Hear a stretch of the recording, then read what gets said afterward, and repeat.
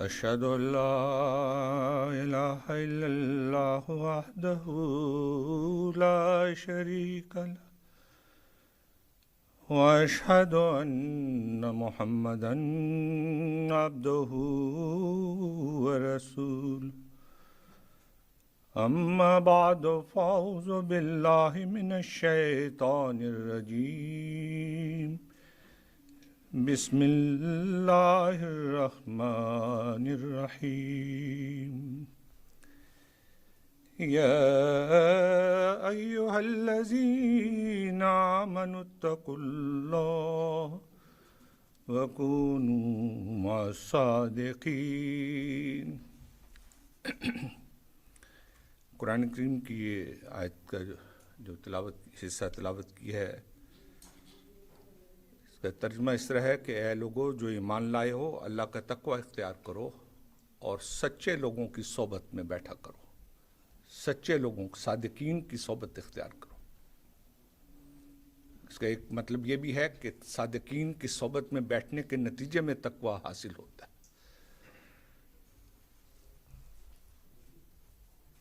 یہ جو کل میں نے خطبہ جمعہ پڑھایا تھا یہاں، اس میں خطبے میں نے ذکر کیا تھا کہ اس زمانے میں حضرت مسیح موعود علیہ الصلوۃ والسلام کے ذریعے اللہ تعالیٰ نے جو ہم پر بے انتہا اور بے شمار احسانات اور انعامات نازل کیے ہیں، ان میں سے ایک کا ذکر میں نے کل کیا تھا کہ وہ خلافت ہے، بڑی نعمت ہے، اور دوسرا ہمارا جلسہ سالانہ ہے جماعت احمدیہ۔ اس کے علاوہ بے شمار رحمتیں ہیں، بے شمار برکتیں ہیں جو مسیح السلام کے ذریعے ہمیں ملی ہیں۔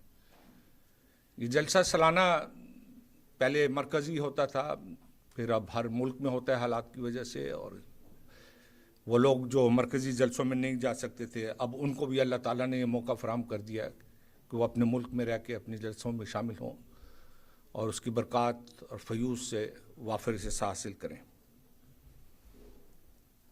حضرت مسیح موعود علیہ الصلوۃ والسلام نے بھی بار بار اس جلسے کے بارے میں یہی فرمایا کہ یہ معمولی جلسے ہیں، یہ معمولی جلسے خیال نہ کرو ان کو۔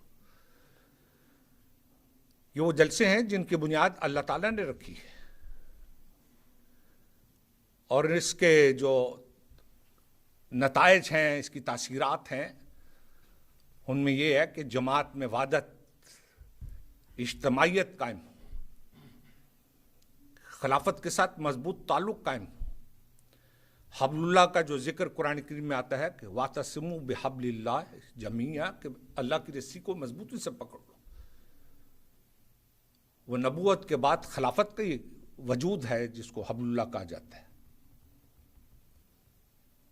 بس مضبوطی سے پکڑ لو کم کہ خلافت کے ساتھ وابستہ رہیں گے تو اجتماعیت بھی قائم رہے گی، وحدانیت بھی قائم رہے گی، اور خدا تعالیٰ کی خوشنودی بھی انسان کو حاصل ہوگی، اور انسان اور اس کی جماعت کو کامیابی بھی حاصل ہوتی ہے۔ ہمارے پیارے آقا حضرت محمد عربی صلی اللہ علیہ وسلم نے ایک موقع پہ فرمایا، اچھے اور برے ساتھی کی مثال کستوری خوشبو ہے، بہت اچھی خوشبو ہے، مشک جس کو کہتے ہیں، خوشبو بیچنے والا اور لوہار، لوہے کا کام، بھٹی میں پھونکے مارتا ہے، کوئلے جلاتا ہے، دھواں اڑاتا ہے، چنگاریاں کپڑوں پہ پڑتی ہے، اس کی مثال دی ہے کہ جو اچھا ساتھی ہے، آپ اس سے خوشبو خریدیں گے نہیں تو آپ کو کم از کم خوشبو تو آتی رہے گی نا، آپ کو کوئی نقصان نہیں ہے۔ لیکن جو برے ساتھی ہوتے ہیں وہ آپ کو نقصان پہنچاتے ہیں، وہ آپ کی آنکھوں میں دھواں آئے گا، آپ کے کپڑوں پہ چنگاریاں آئیں گی، آپ کے بدن کو آگ لگے گی، آپ کے کپڑوں کو آگ لگے گی، اور اس طرح انسان اپنے آپ کو جہنم کی زندگی میں ڈال دیتا ہے۔ یہ مثال آن حضور صلی اللہ علیہ وسلم نے دی۔ حضرت مسیح موعود علیہ الصلوۃ والسلام نے بھی ایک موقع پہ فرمایا کہ فضل اور برکت صحبت میں رہنے سے ملتی ہے۔ رسول اللہ صلی اللہ علیہ وسلم کے پاس صحابہ بیٹھتے تھے، नतीजा ये निकला कि रसूलुल्लाह सल्लल्लाहु अलैहि वसल्लम ने फरमाया, सहाबा गोया खुदा का रूप हो गए। फरमाया असहाबी का नजूम है, बेई इक्तदा तुम इhtदा तुम, कि मेरे सहाबा सितारों की मानते, किसी की भी पैरवी करोगे हदायत पाओगे। ये वो कुर्ब और ये सोबत थी जो सहाबा ने आन हजूर सल्लल्लाहु अलैहि वसल्लम की ज़िंदगी में पाया, आपसे पाया और फिर ये मकाम हासिल किया। हज़रत मसीह मौऊद अलैहिस्सलाम फरमाते हैं, ये दर्जा मुमकिन ना था अगर दूर ही बैठे रहते। ये बहुत ज़रूरी मसला है।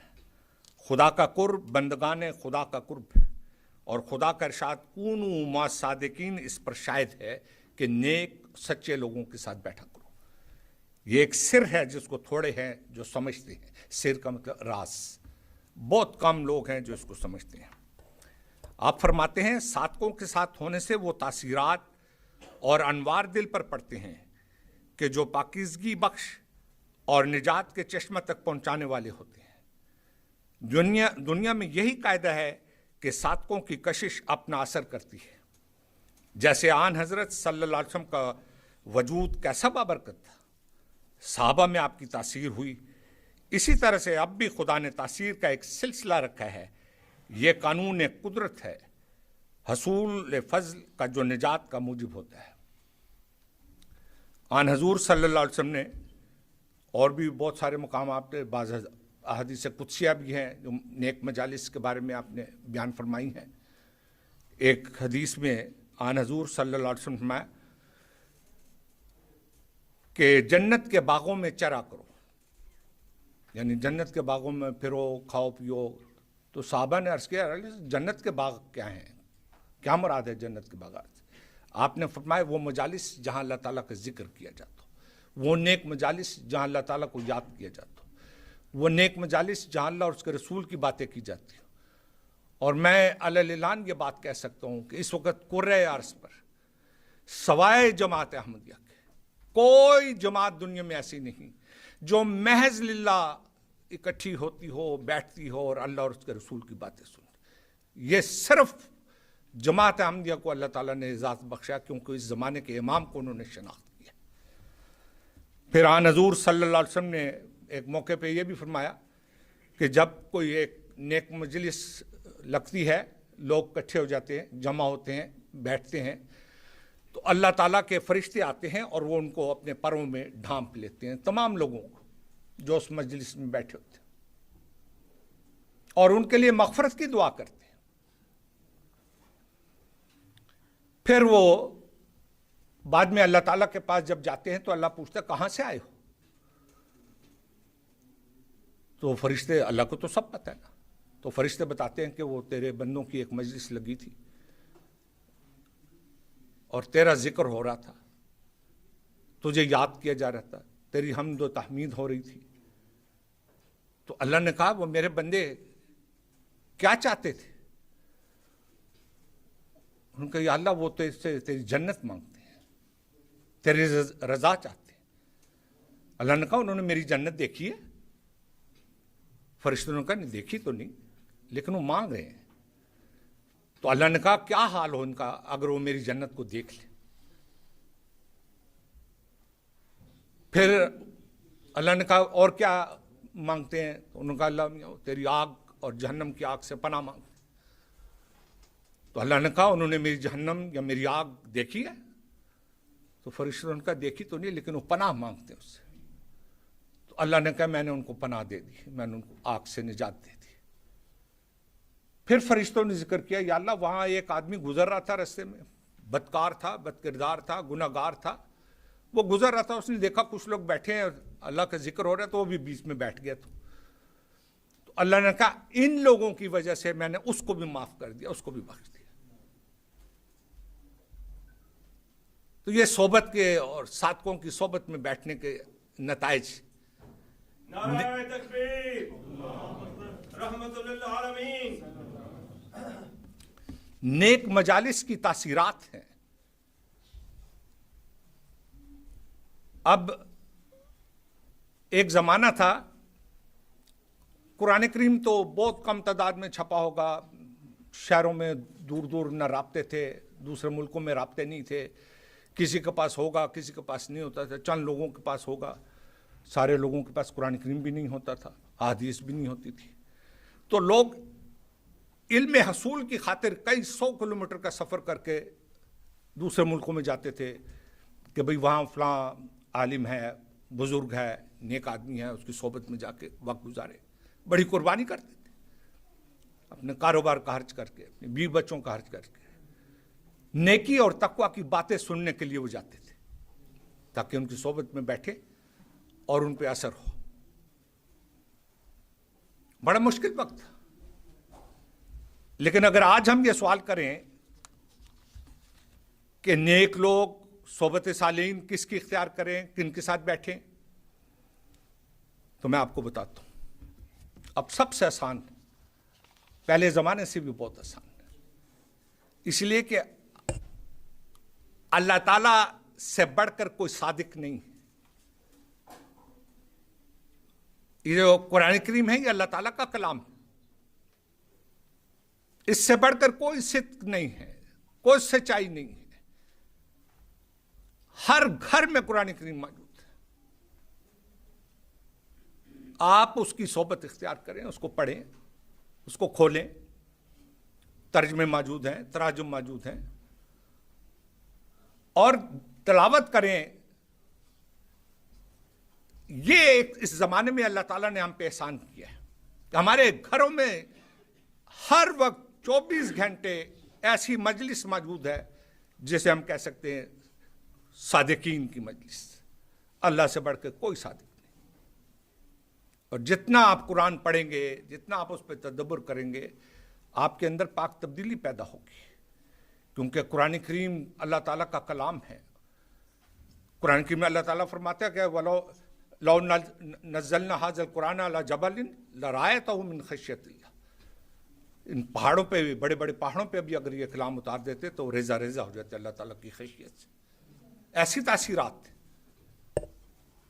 بس قرآن کریم کے پڑھنے سے انسان کے دل میں اللہ تعالیٰ کا خوف, اللہ تعالیٰ کی محبت اور اللہ تعالیٰ کی رضا کی ایک جستجو پیدا ہوتی ہے. پھر اور کوشش کرتا ہے, پھر اور پڑھتا ہے. لیکن گھر میں ایک مجلس صادقین کی موجود ہے جس سے بڑھ کر کوئی صادقین نہیں, اور ہم لاپرواہ بے اتنائی کے عالم میں نہ قرآن کھولتے ہیں, نہ پڑھتے ہیں, نہ تدبر کرتے ہیں, تو کیسے ہم پھر اللہ تعالیٰ کے اس حکم پر عمل کر سکتے ہیں کونوا مع الصادقین. اب تو سفر کرنے کی ضرورت بھی نہیں کہیں جانے کی, آپ کے گھروں میں صحبتیں موجود ہیں. پھر اس کے بعد آگے چلیں تو آن حضور صلی اللہ علیہ وسلم کی سنت ہے, آپ کی احادیث ہیں, ہر گھر میں موجود ہیں. یہ اللہ تعالیٰ کے احسانات میں سے ہے کہ اس زمانے میں اس نے یہ مجالس ہمارے گھروں میں رکھ دی ہیں. آپ کو کہاں سفر کرنے کی ضرورت پڑ سکتی ہے. لائبریریاں بن گئی ہیں, ہر مشن ہاؤس میں لائبریری ہیں, ہر گھر میں لائبریری ہے, ہر گھر میں کتابیں ہیں.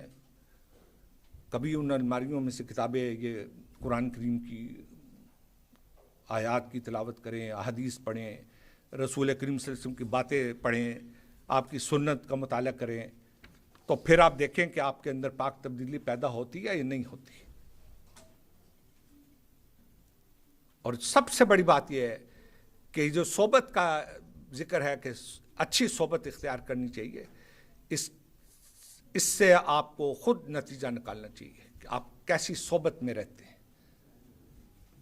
اچھی صحبت آپ کو اچھا بنائے گی, بری صحبت آپ کو بد بنائے گی. اور اچھی صحبت قرآن کریم سے بڑھ کر کوئی نہیں دے سکتا. آپ اچھی صحبت حضرت محمد عربی صلی اللہ علیہ وسلم کی سنت اور اقوال سے بڑھ کر کوئی آپ کو نہیں دے سکتا. پھر اللہ تعالیٰ کا احسان ہم پر کہ اس نے ہمیں یہ سعادت بخشی کہ ہمارے باپ دادا نے حضرت مسیح موعود علیہ الصلوۃ والسلام کو قبول کیا, اس زمانے کا امام مانا, اور ہم ایسے احمدی گھرانوں میں پیدا ہوئے. یہ اللہ تعالیٰ کا احسان ہے, یہ انعام ہے. اور اللہ فرماتا ہے لئن شکرتم لازیدنکم وَلَئِن كَفَرْتُم مِّنْ عَذَابِي لَشَدِيدٌ. اگر تم شکر کرو گے اور اللہ کی نعمتوں کی قدر کرو گے تو اللہ انعامات سے اور آپ کو نوازے گا. لیکن اگر آپ اللہ تعالیٰ کی نعمتوں کی قدر نہیں کریں گے تو پھر ان عذابی لشدید، میرا عذاب بہت سخت ہے اللہ تعالیٰ کا.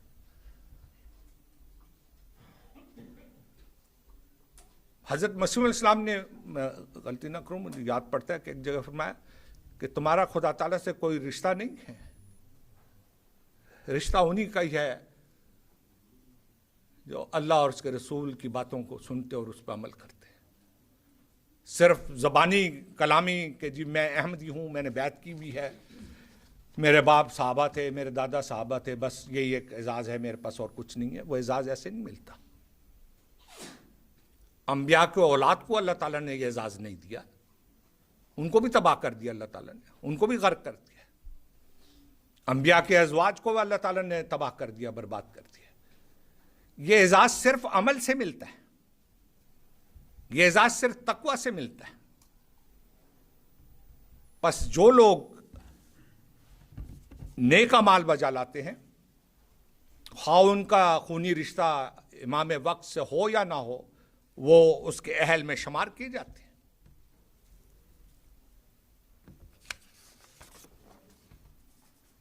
پھر آگے حضرت مسیح علیہ السلام کا ذکر کرتا ہوں. آپ کی کتابیں ہیں، ملفوظات ہیں، روحانی خزائن کی جلدیں ہیں، ساری کتابیں ہیں، بہت بڑا خزانہ ہے. اور میں نے یہ بات پہلے بھی کئی دفعہ کی ہے کہ اس زمانہ میں جس شد و مد کے ساتھ حضرت مسیح موعود علیہ السلام نے اللہ تعالیٰ کی توحید کے قیام کے لیے جہاد کیا ہے، 1400 سال میں اس کی کوئی نظیر نہیں ملتی. ہر کتاب آپ اٹھا کے دیکھ لیں اللہ تعالیٰ کی ذات سے وابستہ ہے. اللہ تعالیٰ کی وحدانیت کے قیام کا ایک اعلان ہے، ایک علم بلند کیا آپ نے. تو حضرت مسیح علیہ السلام کی کتابیں پڑھیں تو دیکھیں کس طرح خدا تعالیٰ کی یاد آتی ہے انسان کو، کس طرح انسان کا دل اللہ تعالیٰ کی یاد سے بھر جاتا ہے. ایک ایک لفظ غور سے پڑھیں تو آپ دیکھیں گے کہ کیسا انقلاب آپ کے اندر پیدا ہوتا ہے، کیسی پاک تبدیلی آپ کے اندر پیدا ہوتی ہے. صرف سن کے کان سے دوسرے کان سے نکال کے چلے جانا یہ مومن کی شان نہیں ہے. مومن کے بارے میں تو اللہ تعالیٰ نے فرمایا کہ ہر دانائی کی بات اس کی گمشدہ چیزیں جہاں سے ملتی ہے وہ لے لیتا ہے. اس میں یہ بھی پیش گوئی تھی کہ ایک وقت آئے گا جب دانائی اور حکمت کی باتیں مومنوں سے، مسلمانوں سے گم ہو جائیں گی، غائب ہو جائیں گی، پھر جہاں سے ملے لے لینی چاہیے. حضرت مسیح موعود علیہ السلام کی کتابوں کی صحبت اختیار کریں، آپ کو اللہ تعالیٰ کا یہ جو حکم ہے کونوا مع الصادقین، اس پہ عمل کرنے کی توفیق مل جائے گی. آپ یہ عذر نہیں کہ پیش کر سکتے کہ جی میں کہاں جاؤں، میرے پاس سفر کے بھی پیسے نہیں ہیں، میں کام کا خرچ کر کے بھی نہیں جا سکتا، میں بھی بچوں کو بھی چھوڑ کے نہیں جا سکتا. تو کہیں جانے کی ضرورت نہیں آپ کو، آپ کے گھر میں اللہ تعالیٰ نے اس زمانے میں سارے انتظام کر دیے. پھر اس کے بعد جو انعام اور جو نعمت اللہ تعالیٰ نے ہمیں حضرت مسیح علیہ السلام کے بعد آن حضور صلی اللہ علیہ وسلم کی پیشگوئی کے مطابق عطا کی، وہ خلافت ہے. پہلے ایک وقت تھا جب خلیفۃ المسیح پاکستان میں ہوتے تھے، ساری دنیا کے احمدی بیچارے ترستے رہتے تھے کہ حضور کو کب دیکھیں، کیسے دیکھیں، کب ملیں. سارے مل بھی نہیں سکتے تھے، سارے سفر بھی نہیں کر سکتے تھے. اب تو 24 گھنٹے حضرت امیر المومنین ہمارے گھروں میں ہیں. جب دیکھیں حضرت امیر المومنین، اس کے علاوہ آپ میڈیا پہ، یوٹیوب پہ اور جگہوں پہ آپ جب چاہیں حضور کے خطبات، خطابات، فرمودات آپ سن سکتے ہیں، اسے استفادہ کر سکتے ہیں. 24 گھنٹے ایسی نعمت اللہ تعالیٰ نے ہمیں عطا کی. اب اگر ہم فائدہ نہیں اٹھاتے تو ہم تو بہت محروم ہیں، مجرم ہیں. गुनाहगार हैं खुदा की निगाह में।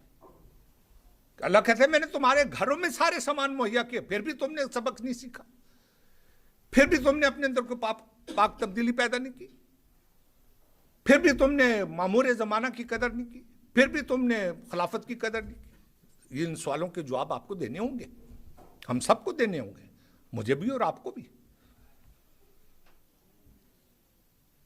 ایم ٹی اے کے ذریعے اس وقت جماعت کی جو خدمت ہو رہی ہے، یہ کونو مع الصادقین کی ایک مثال ہے۔ ہر وقت آپ آن کریں، کوئی نہ کوئی پروگرام آ رہا ہوتا ہے جو آپ کی تربیت کے لیے، آپ کے ازدیاد علم کے لیے بڑا مفید ہے، بابرکت ہے۔ تقاریر ہیں، درس آتے ہیں، سیرت النبی پہ تقاریر آتی ہیں، پروگرام آتے ہیں، بچوں کے پروگرام ہیں، اور سب سے بڑھ کے خلفائے جماعت احمدیہ کے خطابات، خطبات مسلسل آتے ہیں۔ آدمی سنتا جائے تو آدمی کے اندر پاک تبدیلی پیدا ہوتی ہے۔ یہ ذرائع ہیں، یہ اللہ تعالیٰ نے، یہ میں سمجھتا ہوں اس سے بڑا احسان اللہ تعالیٰ کا ہم پہ کیا ہوگا۔ اور اس کے باوجود بھی اگر ہم اپنی اصلاح نہیں کر سکتے،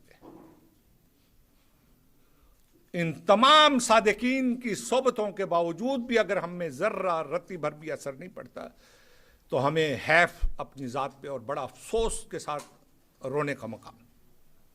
کتنی بدقسمتی ہے۔ ہمارے باپ دادا نے احمدیت کے لیے بڑی قربانیاں دی ہیں، بڑے جہاد کیے ہیں، بڑی بڑی مخالفتوں کا سامنا کرنا پڑا۔ آج بھی آپ دیکھیں پاکستان میں ہر آئے دن کوئی احمدی شہید ہو جاتے ہیں۔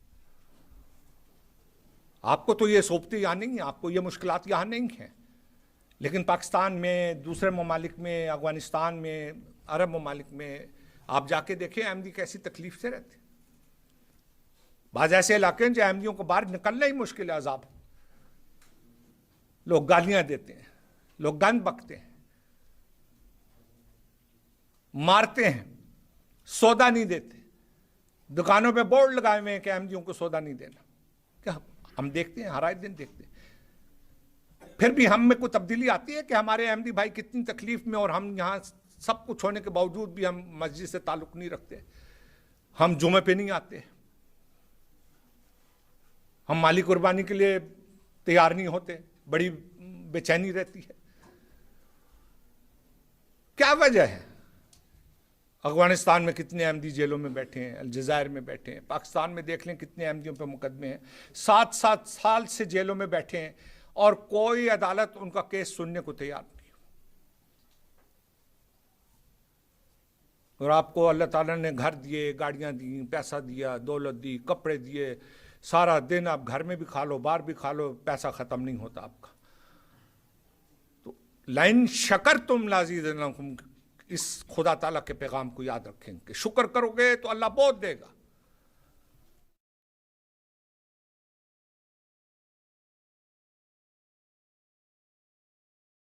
پرواہ نہیں ہے، وہ نہ نبی کے بیٹوں کو دیکھتا ہے، نہ نبی کی بیویوں کو دیکھتا ہے۔ پھر وہ تقویٰ دیکھتا ہے، پھر وہ نیکی دیکھتا ہے، اعمال صالح دیکھتا ہے۔ اتنی چیزیں ہیں، میں اگر اس کی تفاصیل میں جاؤں صادقین کی صحبت میں تو آپ حیران ہو جائیں۔ نماز ہی کو دیکھ لیں، فرض کی گئی ہے، یہ بھی صحبت صادقین ہے، صحبت صالحین ہے، کہ آپ نمازیوں کے ساتھ کھڑے ہیں، شانہ بشانہ امام کے پیچھے رکوع اور سجود ہو رہے ہیں، تسبیحات ہو رہی ہیں، اس طرف سلام پھیرتے ہیں تو ان کو سلامتی کی دعا ہے، اس طرف سلام پھیرتے ہیں تو ان کو سلامتی کی دعا ہے، ایک دوسرے کے لیے خیر اور برکت کی دعا ہے۔ کیا یہ معمولی باتیں ہیں؟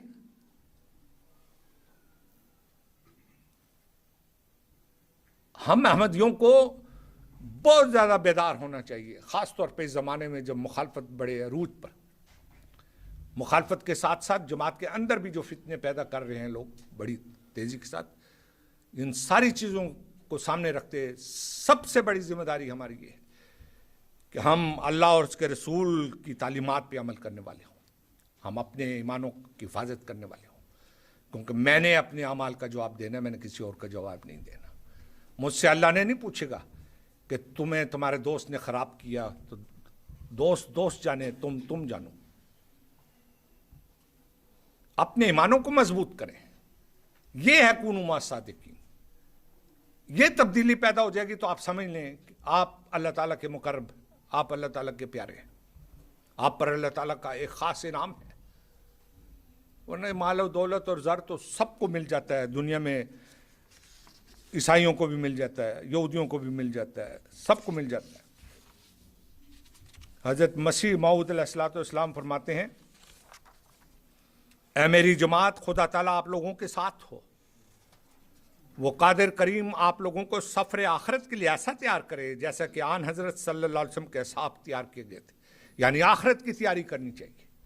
یہ دنیا عارضی ہے. کیا منہ لے کے جانا ہے اللہ تعالیٰ کے پاس کہ گھر میں قرآن تھا لیکن میں کبھی کھولتا نہیں تھا.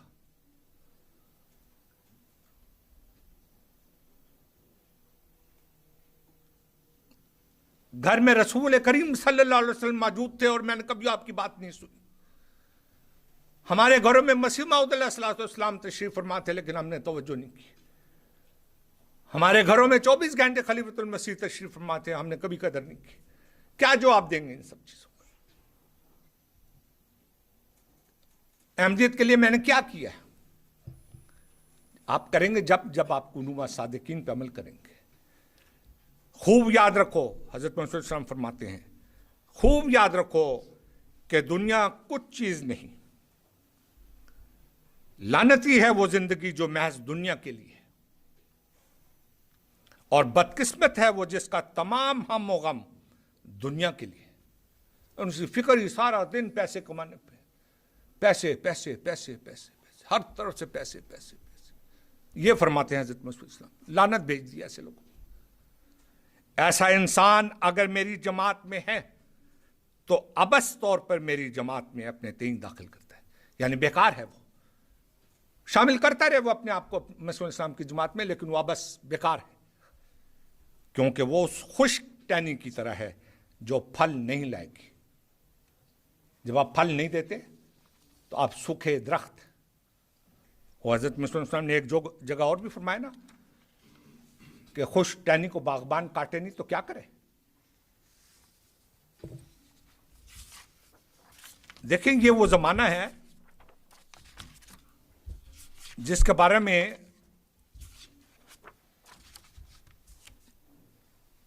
پولس نے بھی لکھا ہے 2000 سال پہلے. لکھتا ہے کہ تو یہ جان رکھ کہ آخری دنوں میں برے وقت آئیں گے. یہ آخری زمانہ ہے نا، اسی لیے ہم کہتے ہیں مسیح آخر الزمان، زمانے کے آخر پہ آئے ہیں. اور یہی پیش گوئی تھی کہ زمانے کے آخر پہ آپ نے آنا ہے.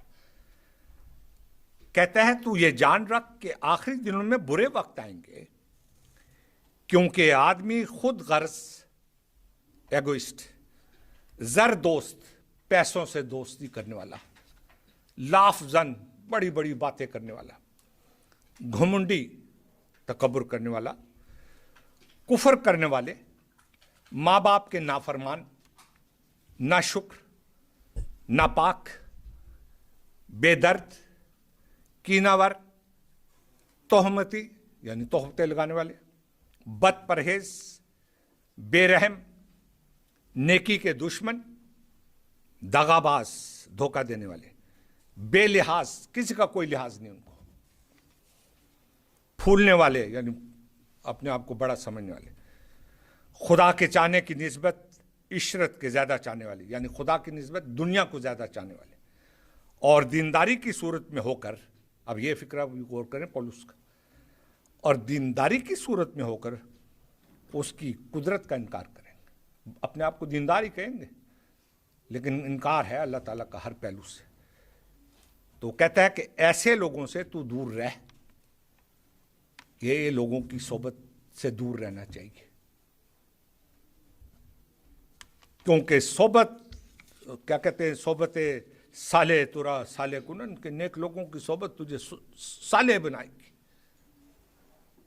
جیسے وہ آن حضور صلی اللہ علیہ وسلم نے مشک کی مثال دی ہے نا، خوشبو آتی رہتی ہے، بیٹھتا ہے آدمی انجوائے کرتا ہے، نہ بھی خریدے، خوشبو آ رہی ہے، کوئی نقصان نہیں ہوتا. لیکن بروں کی صحبت آپ کو لوہار والی مثال دی ہے کہ دھواں ہے، چنگاریاں ہیں، بدبو ہے، تکلیف ہے، اذیت ہے، یہ ساری چیزیں ہیں۔ حضرت خلیفۃ المسیح الخامس ایّد اللہ تعالیٰ بن نصر العزیز فرماتے ہیں، بس ہمیں یاد رکھنا چاہیے کہ ایک کمزوری دوسری کمزوری کی جاگ لگاتی ہے، یعنی ایک کمزوری سے دوسری کو جاگ کہتے ہیں نا، دودھ کو جب دہی کی جاگ لگاتے ہیں تو دہی بن جاتا ہے، ایک کمزوری سے دوسری کمزوری پیدا ہوتی جاتی ہے اور آخر کار سب کچھ برباد ہو جاتا ہے۔ فرمایا ہم جانتے ہیں کہ احمدیت کی خوبصورتی تو نظام جماعت اور نظام خلافت کی لڑی میں پرویا جانا ہے، اور یہی ہماری اعتقادی طاقت بھی ہے اور عملی طاقت بھی۔ اس لیے ہمیشہ خلفائے وقت کی طرف سے کمزوریوں کی نشاندہی کر کے جماعت کو توجہ دلائی جاتی رہتی ہے، تاکہ اس سے پہلے کہ کوئی احمدی اتنا دور نکل جائے کہ واپسی کا راستہ ملنا مشکل ہو، استغفار کرتے ہوئے اپنی عملی کمزوریوں پر نظر رکھے اور کمزوریوں کو دور کرنے کی کوشش کرے اور اللہ تعالیٰ کے احسان کو یاد کرے جو اللہ تعالیٰ نے اس پر کیا ہے۔ پھر فرمایا ہمیشہ یاد رکھنا چاہیے کہ ہم حقائق سے کبھی نظریں نہیں پھیر سکتے، کیونکہ ترقی کرنے والی قومیں، دنیا کی اصلاح کرنے والی قومیں، دنیا میں انقلاب لانے والی قومیں اپنی کمزوریوں پر نظر رکھتی ہیں۔ یہ جو قرآن کریم کا حکم ہے نا کہ نیکی کا حکم دو اور برائی سے روکو، یہ سب کے لیے ہے، ایک مربی کے لیے نہیں، ایک امیر یا ایک عہدیدار ایک خلیفہ کے لیے نہیں، یہ ہر شخص کے لیے یہ حکم ہے کہ برائی سے روکو اور نیکی کا حکم دو۔ آن حضور صلی اللہ علیہ وسلم نے تو فرمایا کہ ہاتھ سے روکو برائی کو، سختی سے روکو، کیونکہ اگر ہم آنکھیں پھیر لیں، اپنی کمزوریوں سے نظریں پھیر لیں، تو پھر برائیاں اور کمزوریاں زیادہ پھیلیں گی۔ اگر آنکھیں بند کر کے ہم کہہ دیں کہ سب اچھا ہے، حضور فرما رہے ہیں، تو یہ بات ہمارے کاموں میں روک پیدا کرنے والی ہوگی۔ ہمیں بہرحال حقائق پر نظر رکھنی چاہیے اور رکھنی ہوگی۔ ہم اس بات پر خوش نہیں ہو سکتے کہ 50% کی اصلاح ہو گئی یا اتنے فیصد کی اصلاح ہو گئی، بلکہ اگر ہم نے دنیا میں انقلاب لانا ہے تو 100% کے ٹارگٹ رکھنے ہوں گے۔ میں یہ بھی کہنا چاہوں گا کہ اگر عملی اصلاح میں ہم 100% کامیاب ہو جائیں تو ہماری لڑائیاں اور جھگڑے اور مقدمے بازیاں اور ایک دوسرے کو مالی نقصان پہنچانے کی کوششیں، مال کی ہوس، ٹی وی اور دوسرے ذرائع پر بیہودہ پروگراموں کو دیکھنا، ایک دوسرے کے احترام میں کمی، ایک دوسرے کو نیچا دکھانے کی کوشش، یہ سب برائیاں ختم ہو جائیں، محبت، پیار اور بھائی چارے کی ایسی فضا قائم ہو جو اس دنیا میں بھی جنت دکھا دے۔ یہ ہے پیغام جو ہمارے خلفاء ہمیں دیتے ہیں۔ پھر حضرت مسیح موعود علیہ الصلوۃ والسلام اسی صادقوں کی صحبت سے متعلق فرماتے ہیں، مجرم وہ ہے جو اپنی زندگی میں خدا تعالیٰ سے اپنا تعلق کاٹ لے، یعنی خدا تعالیٰ سے تعلق ہی کوئی نہیں، نہ نمازیں ہیں، نہ روزہ ہے، نہ مالی قربانی ہے، نہ قرآن ہے، نہ زکوٰۃ ہے، نہ دین کی خدمت ہے، نہ اسلام کی خدمت ہے، خدا سے تعلق تو کٹ گیا۔ اس کو تو حکم تھا کہ خدا تعالیٰ کے لیے ہو جاتا اور صادقوں کے ساتھ ہو جاتا، مگر وہ ہوا و ہوس کا بندہ بن گیا، یا شہوات کا، نفسانی شہوات کا، خواہشات کا، اور شریروں اور دشمنان اسلام اور خدا اور رسول سے موافقت کرتا رہا۔ گویا اس نے اپنے طرز عمل سے دکھا دیا کہ خدا تعالیٰ سے قطع تعلق کر لیا ہے۔ یہ ایک عادت اللہ ہے کہ انسان جدھر قدم اٹھاتا ہے اس کی مخالف جانب سے وہ دور ہوتا جاتا ہے۔ میں اس روشنی سے دور ہٹوں گا تو میں اس روشنی سے دور ہوتا جاؤں گا۔ یہ ایک قانون قدرت ہے۔ جتنا ہم نور نبوت سے دور ہوتے جائیں گے وہ نور ہم سے دور ہوتا جائے گا، نور دور نہیں ہوگا، ہم دور ہو رہے ہیں. یہ نقطہ آپ لوگوں کو سمجھنا چاہیے. یہ میں نے ایک خطبہ جمعہ میں بھی اس پر تفصیل سے روشنی ڈالی تھی کہ جتنا جتنا ہم نور کے قریب ہوں گے، ہم منور ہوں گے، ہم روشن ہوں گے، ہم چمکدار ہوں گے، ہم شفاف ہوں گے، لیکن جتنا ہم ہٹتے جائیں گے تاریکی کی طرف دھکیلے جائیں گے. ہم اندھیرے ہیں. حضرت مسیح علیہ السلام نے یہی تو فرمایا، صدق سے میری طرف آؤ اسی میں خیر ہے درندے ہر طرف، میں عافیت کا ہوں اثار. جتنا ہم ہٹ جائیں گے ہم درندوں کا شکار بن جائیں گے، شیطان کا غلام بن جائیں گے، شیطان کا شکار ہو جائیں گے. پس نور نبوت سے فیض حاصل کرنے کے لیے اب اللہ تعالیٰ نے یہ احسانات ہم پہ کیے ہیں. اس موجودہ زمانے میں سارے ذرائع اللہ تعالیٰ نے ہمیں دے دیے ہیں. ٹویٹر ہے، سوشل میڈیا ہے، واٹس ایپ ہے، یوٹیوب ہے. آپ کہیں جا کے آپ دیکھیں، آپ کو خلفاء کی تقاریر، خطابات، پیغامات، درس، سیرت النبی کے بارے میں آپ کو مضامین، علمی مضامین، سب کچھ ملتا ہے. لیکن اگر ہم تھیلے میں بند کر کے، الماری میں بند کر کے رکھ دیں تو کیا فائدہ. اب آخر میں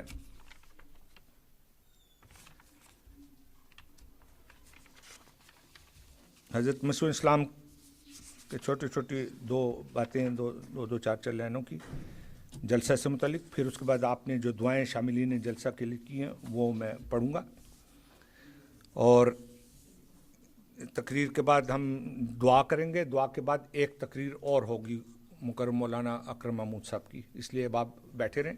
اس تقریر کے بعد پھر وقفہ ہوگا اور اس کا اعلان آپ کو کر دیا جائے گا. نمازیں میرا خیال ہے میں دیکھتا ہوں نمازوں کا کیا ٹائم رکھا. بہرحال حضرت مسیح موعود علیہ الصلوۃ والسلام فرماتے ہیں، پورے غور اور فکر کے ساتھ سنو، کیونکہ یہ ایمان کا معاملہ ہے. اس میں غفلت، سستی اور عدم توجہ بہت برے نتائج پیدا کرتی ہے. جو لوگ ایمان میں غفلت سے کام لیتے ہیں اور جب ان کو مخاطب کر کے کچھ بیان کیا جاوے تو غور سے اس کو نہیں سنتے ہیں، ان کو بولنے والے کے بیان سے خواہ کیسے ہی اعلیٰ درجہ کا مفید اور مؤثر کیوں نہ ہو، کچھ بھی فائدہ نہیں ہوتا. بس یاد رکھو، جو کچھ بیان کیا جاوے اسے توجہ اور بڑے غور سے سنو، کیونکہ جو توجہ سے نہیں سنتا، خواہ وہ عرصہ دراز تک فائدہ رساں وجود کی صحبت میں رہے، اسے کچھ بھی فائدہ نہیں پہنچ سکتا. یہ بھی ایک نقطہ مسیح اسلام نے بتایا. صحبت میں بیٹھے ہیں، بات غور سے نہیں سن رہے. خلیفہ وقت کا خطبہ لگا ہے، غور سے نہیں سن رہے. درس آ رہے ہیں، غور سے نہیں سن رہے. تو یہ دیکھیں مسیح اسلام نے ہماری اصلاح اور تربیت کے لیے کیسے کیسے نکات بیان کیے ہیں. پھر آپ فرماتے ہیں جلسہ کی اغراض میں سے ایک یہ ہے، غرض یہ ہے کہ تا دنیا کی محبت ٹھنڈی ہو اور اپنے مولا کریم اور رسول مقبول صلی اللہ علیہ وسلم کی محبت دل پر غالب آ جائے. اس غرض کے لیے صحبت میں رہنا اور ایک حصہ اپنی عمر کا اسراء میں خرچ کرنا ضروری ہے.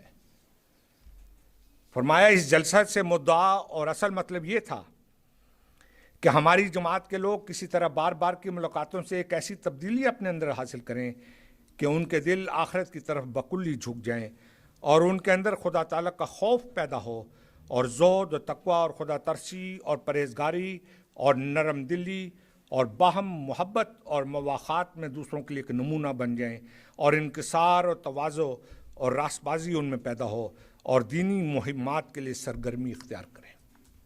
یعنی جماعت کی، اسلام کی خدمت کے لیے کمر بستہ ہو جائیں. یہ مقاصد ہیں. فرماتے ہیں اس جلسہ کو معمولی انسانی جلسوں کی طرح خیال نہ کریں. یہ وہ امر ہے جس کی خالص تائید حق اور علائے کلمہ اسلام پر بنیاد ہے. اس سلسلہ کی بنیادی اینٹ خدا تعالیٰ نے اپنے ہاتھ سے رکھی ہے اور اس کے لیے قومیں تیار کی ہیں جو ان قریب اس میں آ ملیں گی، کیونکہ یہ اس قادر کا فعل ہے جس کے آگے کوئی بات نہیں. یہ اس زمانے کی بات ہے جب جماعت میں اور کوئی بھی نہیں، قادیان میں بس چھوٹی سی جماعت تھی. آج ہر ملک کے لوگ احمدیت میں داخل ہیں. یہ بھی حضرت مسیح اسلام کی صداقت کا ایک بہت بڑا نشان ہے. اب میں آخر میں حضرت مسیح اسلام کی وہ دعا پڑھ دیتا ہوں جو آپ نے شاملین جلسہ کے لیے کی ہے، اس کے بعد ہم انشاءاللہ دعا کریں گے اور پھر مولانا صاحب کی تقریر ہے وہ آپ سن لیں۔